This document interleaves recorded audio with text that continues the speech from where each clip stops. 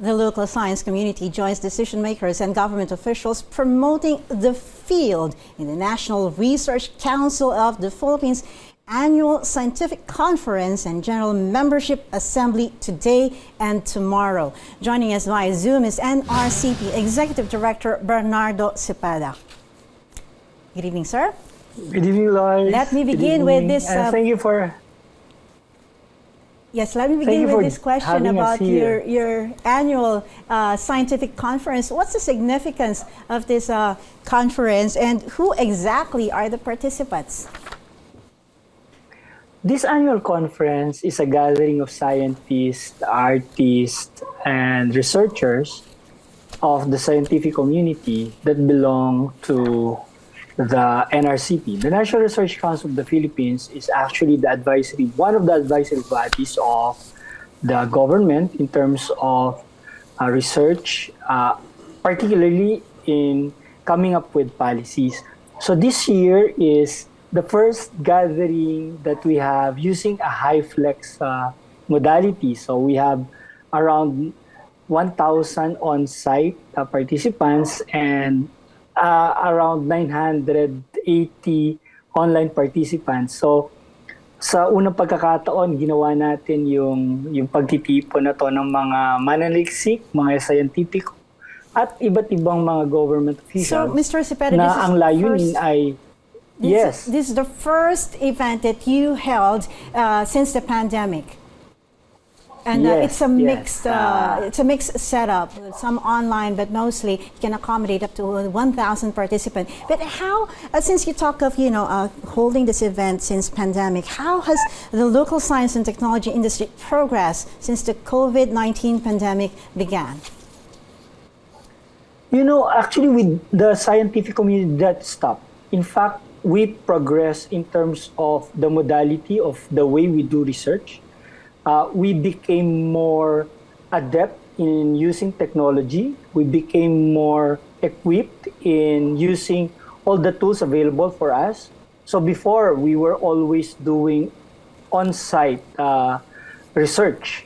But now, we are more equipped to do all types of research. So I think the pandemic opened a lot of possibilities for researchers, scientists, to be more visionary, to be more open, to be more diverse in our conduct of research. So this is an exciting moment for the scientific community, and with the support of the government, particularly the Department of Science and Technology, we believe we are more excited right now to do more for our country, doing in terms more of for the advocating country. Research. Okay, so you focus on research, but what areas of concern have scientists and researchers attending this event actually are looking into? I mean, since you're talking of pandemic, and then we're transitioning from pandemic to living a new normal. So what are the key concerns that scientists and researchers are looking into?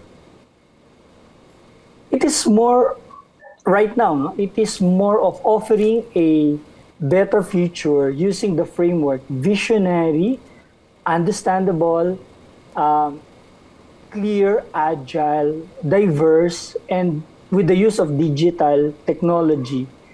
So that this, kaya nga, VUCAD squared future. So we want to be looking at a more positive future in terms of the way we look at life, the way we look at the environment. Sure. And yes, and research can help us navigate that future. So hindi na yung ambiguous, hindi na yung volatile, no? Right. We want to be more VUCAD positive. has to do with the forward. volatility when you talk of VUCAD. Now, for the sake of our viewers, sir, could you tell us what concrete topics are you looking into? Like what kind of issues? Are you talking of new virus strains, disasters triggered by the climate change, and what solutions have attendees or are attendees proposing for these key issues that we're facing today? Actually, you'll be surprised that even before, for instance, this oil spill, many scientists have been doing a lot of studies to address, for instance, climate change, as you mentioned. No? I have been part of so many advocacies, particularly when it became a member of the NRCP, that climate change mitigation is always at the forefront of our research agenda. And in fact, right now we have a program called Alert. We want to promote the use of sustainable and renewable energy source.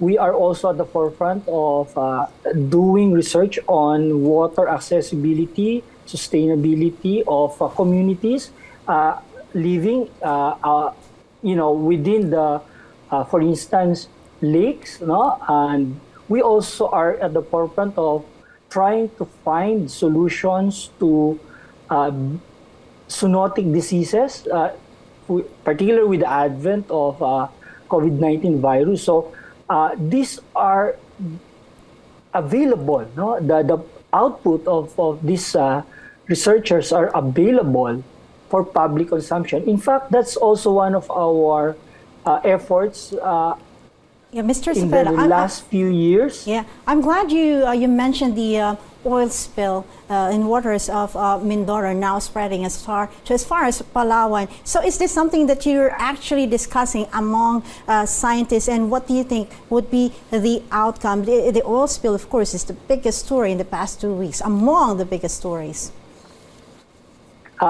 Interestingly, just this afternoon, I was talking to an expert on that, and he just came from the US. He's part of what we call Balik Scientist program.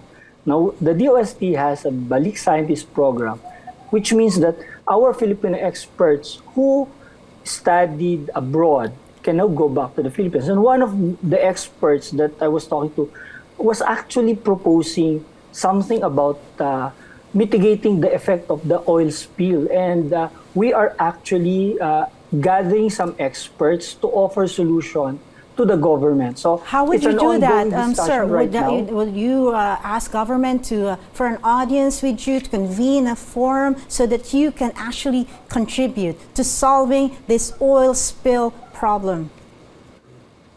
Actually, as we are talking right now, we have communicated with agency concerned in relation to that, and we are offering our expertise. So the details of which can be discussed in a future interview if you would like to. So we can invite the expert that I was talking to, so that he can explain it better, because he was explaining a lot of technical terms. Sure. And the materials that can be used in order to mitigate that. So it's an exciting conversation I had, and I think it can be done. No, we have experts here and that can help the government. Inputs from scientists from here and from elsewhere in the world would be very useful in solving this oil spill problem. Thank you for joining us, the NRCP Executive Director Bernardo Sepeda.